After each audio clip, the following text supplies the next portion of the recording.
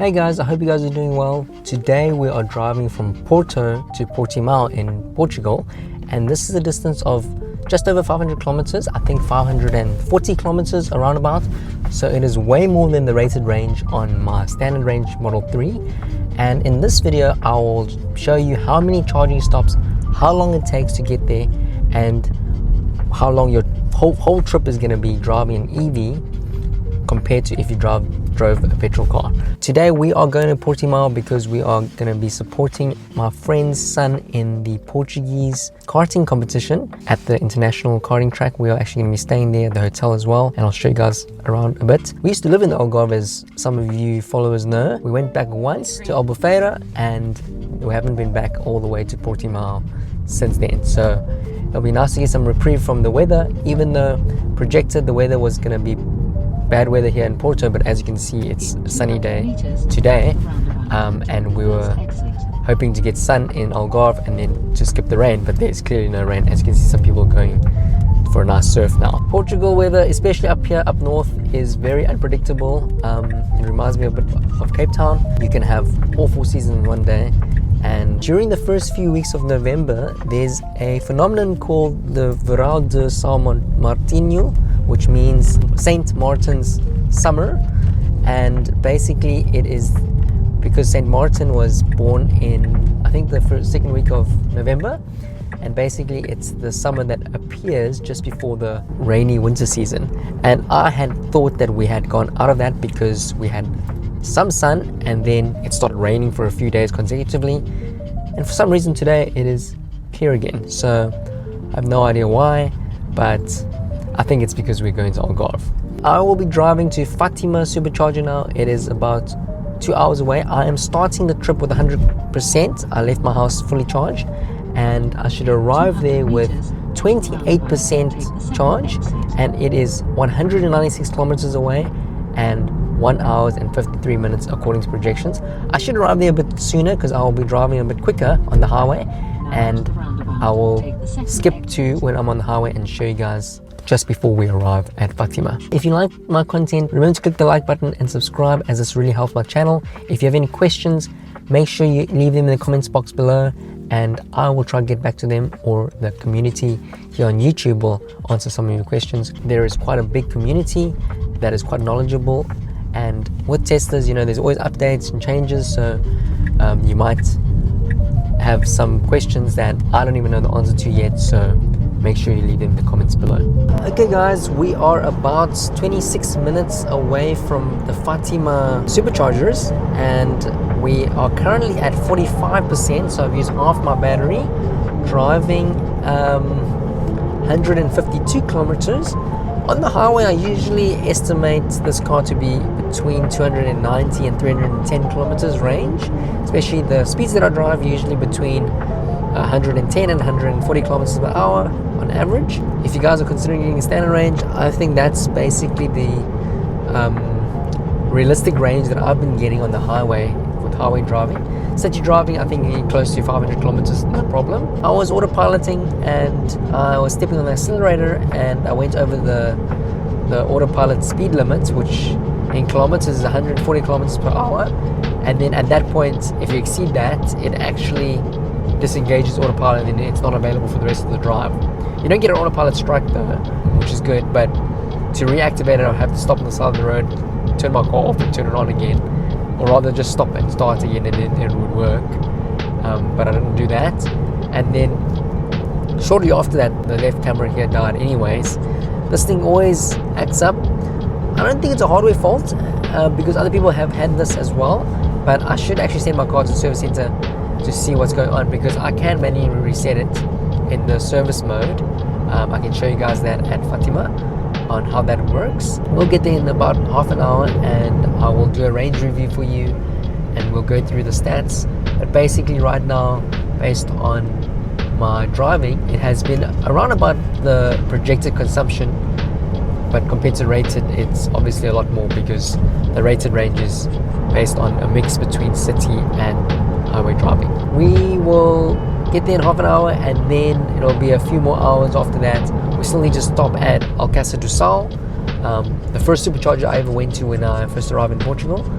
so we can see how long we have to stop at Fátima, and then also how long we have to stop again at Alcácer do Sal to make it to Algarve in Portimão before 6 p.m. I think we should arrive there around the projected time because the estimates are pretty good, and I won't do what I usually do and charge to 100%. Maximum, I think I'll charge to 90% because the last 10% is just takes such a ridiculously long amount of time, and you don't get that much range for the time that you're waiting. So I'm gonna get some lunch, do some work at Fátima, and then I'll see you guys when I get there. Okay, I am exiting the highway now into Fátima where the supercharger is, and here you can see how much it costs to drive from Porto here to Fátima on the tolls. I'm using the Avert, so it'll charge me directly with my account, €15.20. So that's basically halfway through the country. Actually, no, not halfway. It's closer to the north. Fátima is closer to the north. Fátima over here, it's just. Oh my god. And in front of us, we have a car transport. Seems like someone bought a old Tesla Model 3, probably for delivery here in Fátima. I wish I could have gotten my car delivered when I initially bought it, because we lived in Algarve at the time, and I actually had to go to Rotocargo in Lisbon to collect it, so it was actually quite a mission, but there was no option to deliver the car down to Algarve when I ordered it. So if you guys don't know, Fátima has a massive sanctuary where Mary was sighted, I think in, I don't know when it was, a while ago, and they built a massive sanctuary here, Catholic sanctuary.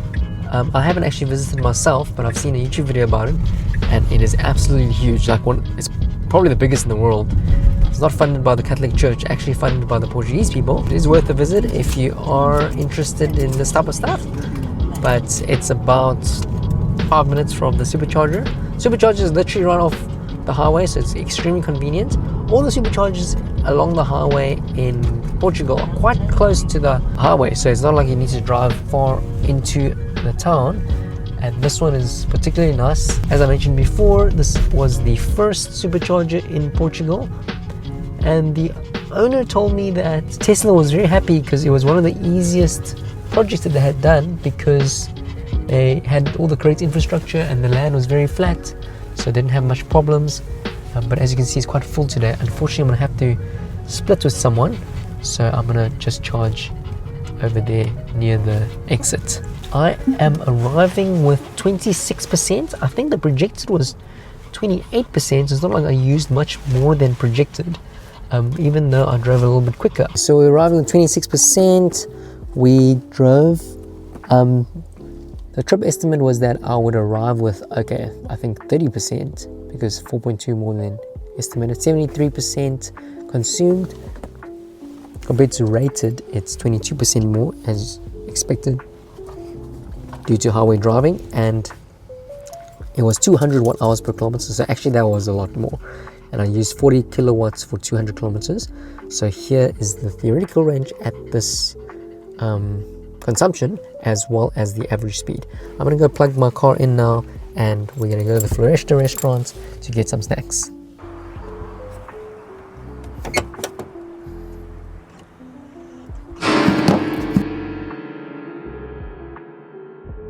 Whoops, I dropped my phone, but yeah, I plugged my car in.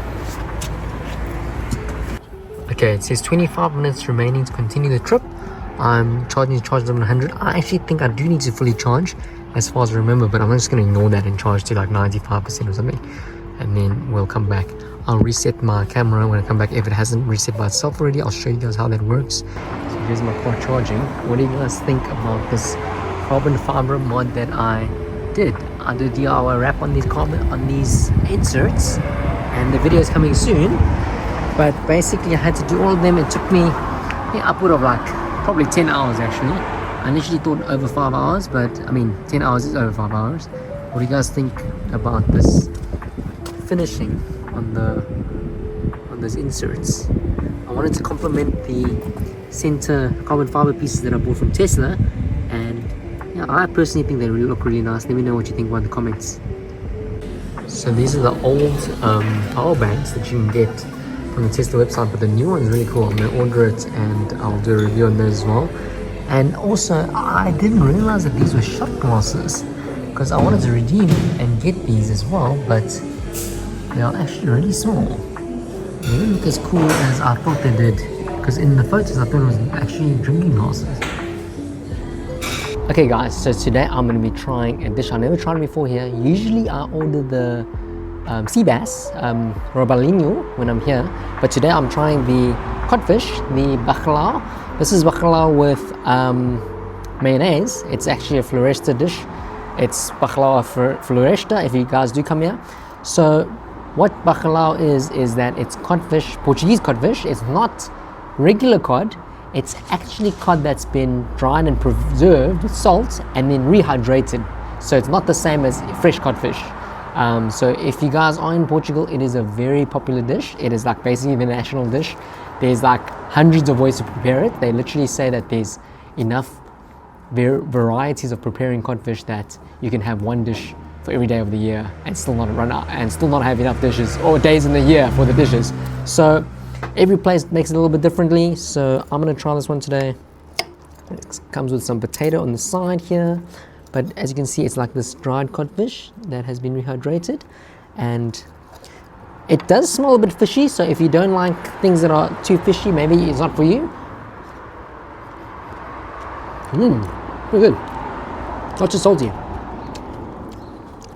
definitely recommend you guys try this if you guys are stopping at the Fátima Superchargers. And we'll see you guys back on the road. Okay guys, that was kind of unexpected. The charger was quite quick because I wasn't splitting with anyone. I think the estimations usually factor in some sort of splitting, but because I arrived and then the guy next to me drove away, so I wasn't splitting. And my food actually took longer, so the charging took 40 minutes and we are leaving about an hour later. So it is now 1:30 and it says we'll arrive at Alcácer do Sal, the next charging stop, at 3:09, 1 hour and 36 minutes, 173 kilometers away. So I'm gonna drive now. I didn't have to do the manual reset of the cameras. It reset it by itself. So it's actually quite a mission to do. So I'm glad that it reset it by itself. But anyways, we'll hit the road again. And as I showed you at the Fátima Superchargers, at the Floresta restaurant, they have Tesla merch. I'm quite glad I did not order those shot glasses, because in real life, not only are they much smaller, because I thought they were regular sized glasses, but the quality looks questionable as well. So I'm glad I didn't order those. I would have been quite disappointed. And also I had a bacalhau dish at Floresta. So if you are in Portugal, that is definitely something for you to try. Not for everyone, but if you like fish, definitely check it out. Anyways, we're gonna hit the road and we'll see you guys when we get to Alcácer do Sal, or if anything interesting comes up along the way. Okay guys, we are way ahead of schedule. We will be arriving in the next, according to this, 10 minutes. And I have been driving a bit faster, so the energy consumption was pretty high, 241 hours per kilometer, which means that if I had continued like this, I would have had less than 250 kilometers of range. But that's okay with me because I'm arriving at the supercharger now, and it started preconditioning now. It seems like it starts preconditioning about 10 minutes before you arrive, so I think that's enough time for it to get the battery warm enough to the point to maximize the charge rate. My camera stopped working shortly after I left Fátima, so I wasn't able to autopilot for very long. That's why I was driving manually. Every time I drive manually, I drive faster than autopilot, so that's also kind of like a weird trade-off. Like, you know, when I'm with autopilot, I don't need to think or drive much. I can just sit like this and, like, you know, relax.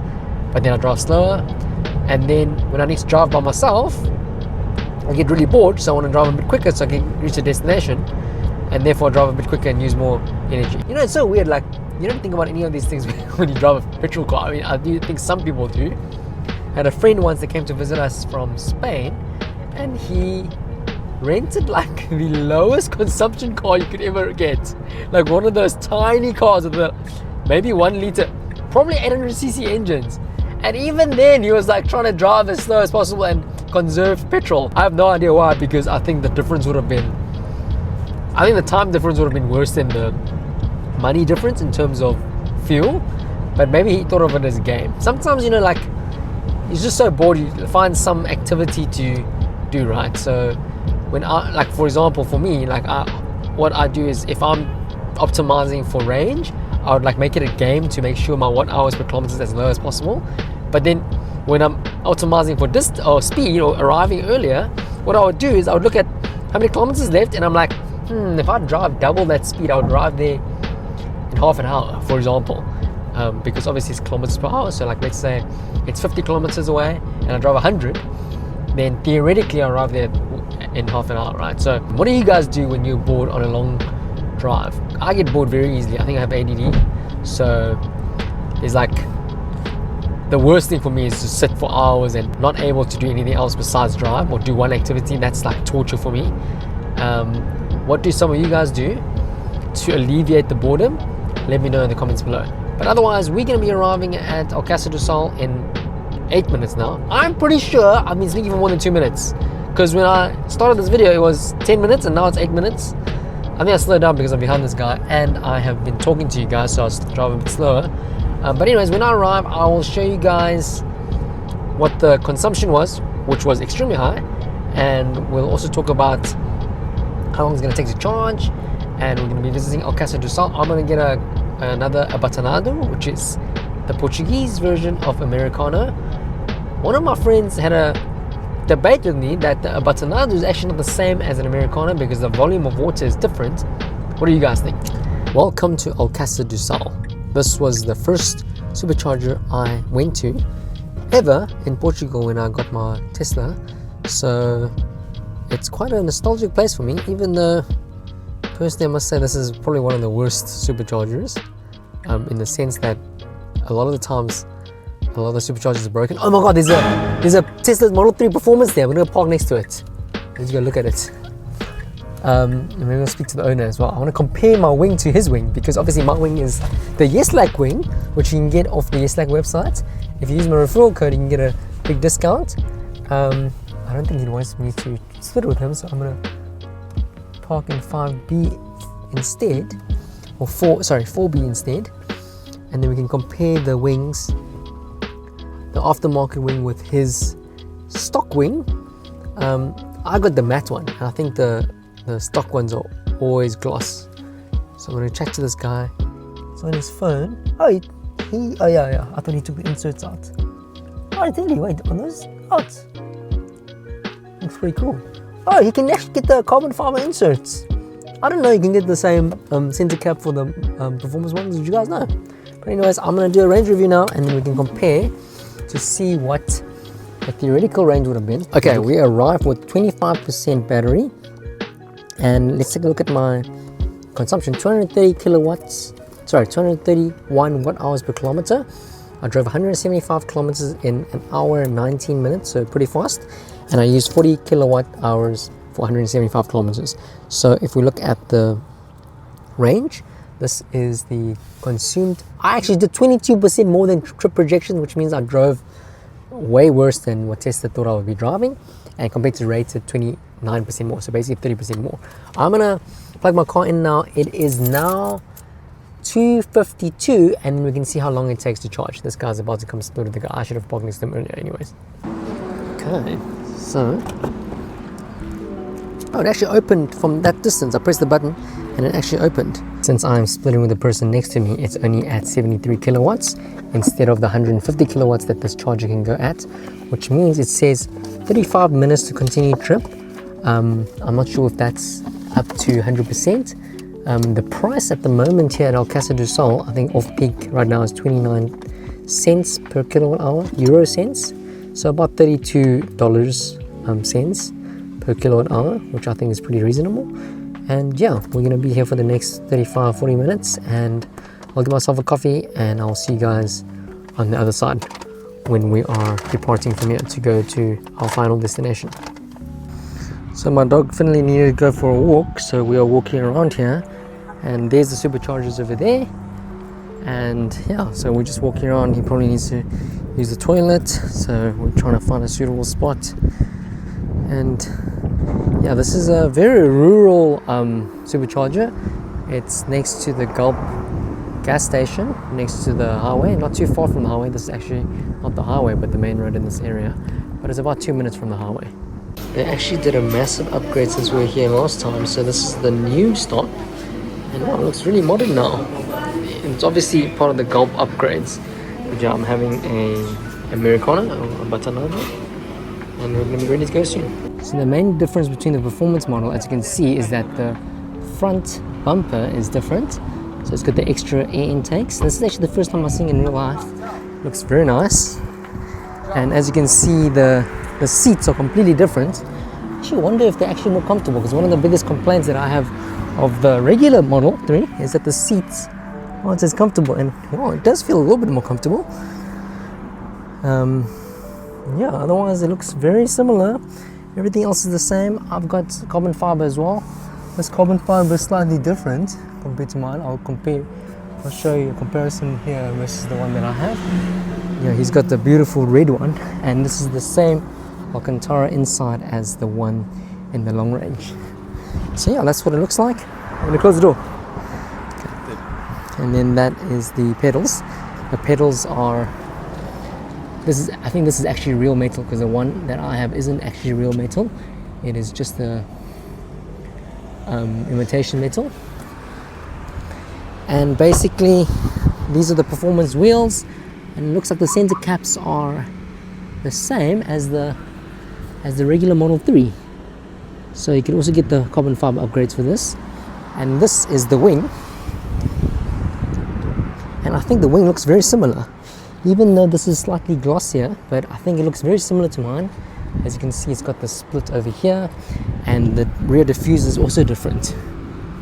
So yeah, if you look at mine, you can see that it's got basically the same texture actually, and it's also got this split over here.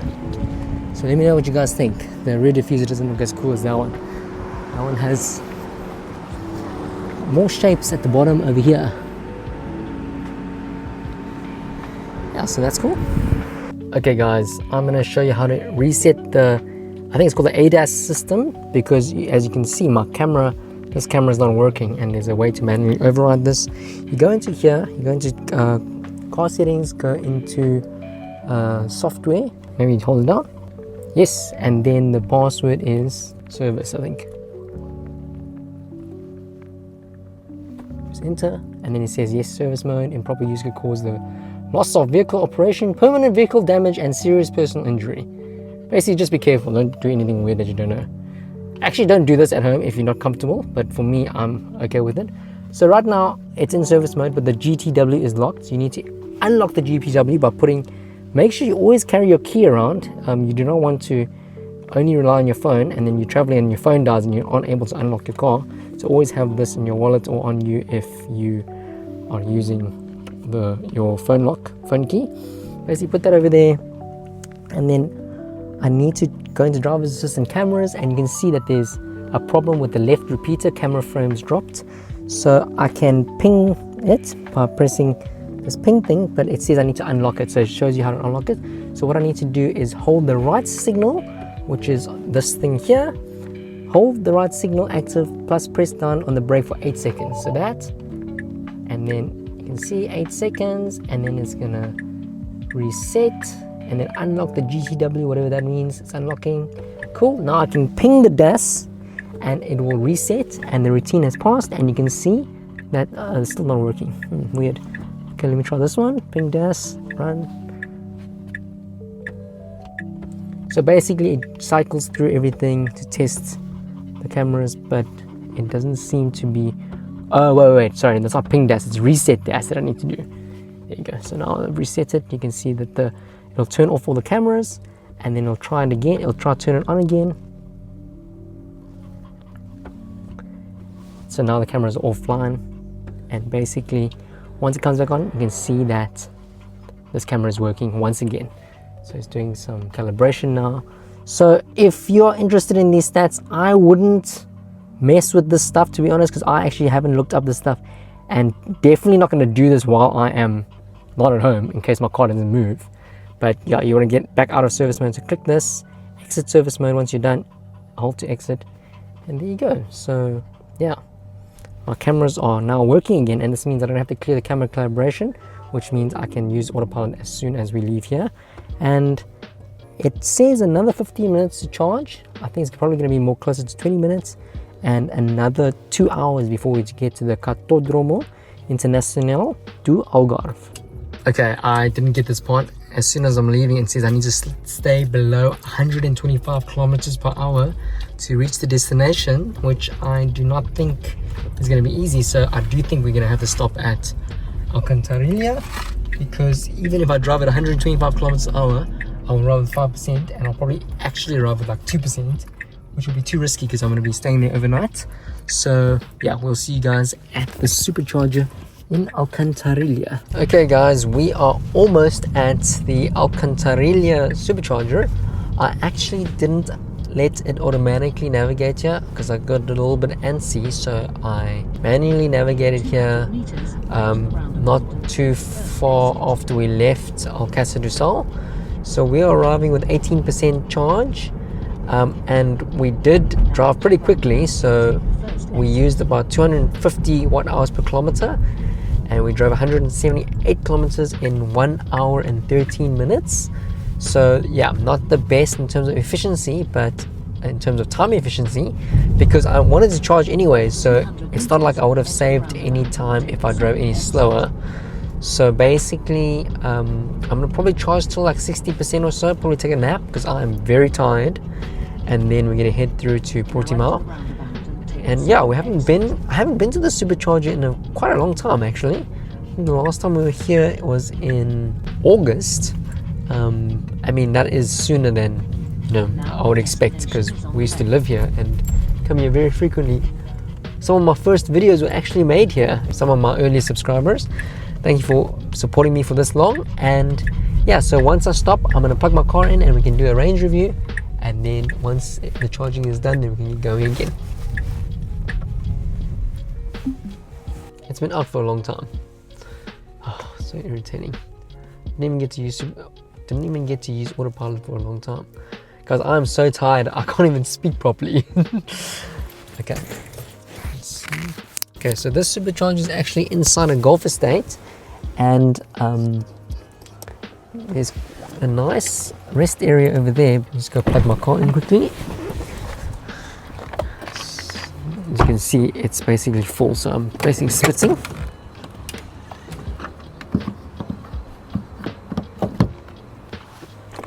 So basically, we did 178 kilometers in 1 hour 15 minutes, and we did it with 247 watt-hours per kilometer. 44 kilowatt hours used over 178 kilometers. Rated range 35.7% more than the rated range, and compared to the trip estimate, 1.4% more. So I think it knew that I was going to drive faster for some reason. But yeah, here are the tips. Stay below 110 to save 24% of the trip. Oh wow, okay. I would have saved 24%. What do you think about that, boy? I don't think Finley's very impressed if we had driven in slow, because he really wants to go outside. So I'm going to take him out for a walk. It says 20 minutes to continue trip, 20 minutes to get to 100% charge limit. Interesting. But let's see what it says again. It says here estimated charge time 10 minutes to continue trips to get to there with 2%. Wow. Okay, but I think I'm going to charge more than that because I'm going to need the charge this weekend. And what I'm going to do is, let me just take a look. My charge limit's always at 100%, but I'll just leave when it's ready. 20 cents, euro cents per kilowatt hour at the moment. So it's definitely off peak time, and I will see you guys when we are going to leave. Wow, three stops for this drive. Should we have just like taken a flight instead and rented a car? Let me know in the comments. Next time I think I'm definitely flying. What do you think? I think it's better to fly, and I'll rent a Tesla when we get here next time. Alright, see you guys on the other side. Okay, so we are arriving. We are staying at the Algarve Race Resort, which is the race hotel and apartments next to the international track of Portimão. And basically, as you can see, we've arrived and it is late. This trip took a lot longer than I expected. We left Manzanillos at about 11, and it is now 6. So this like took about 7 hours with all the charging and stuff. I'm going to include a summary of every single charge, how long it took, and I'm also going to calculate how much it cost in terms of tolls, time, charging, and compare if it would have been a better idea if I just booked flights for the 3 of us and rented a Tesla, so I can just drive a Tesla here as well, because I'm not convinced that, and this is considering that my time is free, like my time is not free because I work for money, so that time cannot be recouped now. So I'm wondering whether, if I just consider my time free, whether this whole thing was worth it in terms of just the pure cost of everything. This is not counting depreciation in the car either, because obviously I've just put 500 kilometers on the car. But before we go, I will show you guys my weekend and how things went. So this is the check-in area at the Algarve International Race Resort, and this is for the hotel as well as the apartments. So we are staying in the apartments of the race resort, and it's dark right now, but this is what it looks like. They're also pet friendly, so if you have a pet, you should come here. And it is overlooking, it's not overlooking the racetrack unfortunately, but there's other apartments on the other side over there, and that is the smallest TV I've seen in a while. Wow. And basically, here is the bathroom. Well, this is a massive bathroom. Damn, talk about Algarve space. And this is the bedroom. Why is it 2 single beds? Oh my god, okay. Well, anyway. Always happens to us. I think we can remove that middle thing and put it together. Good job, cool. So we'll see you guys tomorrow. I'll show you the race tomorrow. And here is some aerial footage from the Kartódromo, which is the karting track at the Algarve International. It's a separate track to the actual racing track for the cars and bikes. In this competition, it's the Taça de Portugal, which is the Portuguese Cup, and they are driving IAME X30s. Our friend competed in the X30 Mini, which is for a smaller category, I think between 10 and 12. And here we have the final summary of everything and the comparison with the flights. So I didn't actually check flights for that exact time that I traveled, but I'm just going to look for the cheapest possible. And it looks like in January, if I travel between the 10th and return on the 13th, I can get 60 euro flights. This is 60 euros return on Ryanair. So it is very cheap, 15 euros per ticket per flight. And as you can see, it's for the basic fare. Unfortunately, we can't actually do this because we have our dog, so technically this is not for us, but if you had to go for yourself, if without a dog obviously. And basically, if I had to rent a car, I did say that I rent a Tesla, but let's be honest, you can't really rent a Tesla that easily, so I just went with any fully electric. And for 3 days, it looks like it's about 50 euros or under. I'm just going to go with 50 just to estimate, so it comes to basically the same for 2 people. And yeah, so I would have saved a lot of time. Let me know what you guys think. Would you guys have driven, especially for a 3-day trip? Obviously, the benefit now is that we can, go somewhere else as well and have the freedom to go somewhere. But then again, if I rented a car, I could have just, rented it for drop off at a different location, because we're going to be visiting our friends in Lisbon as well. So on the way back to Porto, we're going to stop in Lisbon. So even though that's kind of a benefit, it's not really. I could have driven to Lisbon and flew from Lisbon back to Porto. So yeah, I don't think there was any benefit wasting 7 hours, but at least I got to make this content for you guys. And I got to see the Tesla Model 3 performance, so I think that was a bonus. Yeah, so here's the verdict. You guys decide for yourself whether you guys would have flown or done the same as me. I think, if you had a bigger family and you had a lot of luggage, then maybe driving makes sense. But for a 3-day trip, you guys decide. Let me know in the comments below. And as always, thank you for watching. Click the like button and subscribe if you like my videos. So my girlfriend's asking, given that the drive was the same distance from Porto to Portimão as Porto to Madrid in Spain, would I have chosen to do this again? Probably not, because I've been here multiple times. We used to live here. Still haven't been to Madrid. So subscribe to watch our next video where we drive from Porto to Madrid. It's not going to be the next video, but it's going to be one of the videos for sure.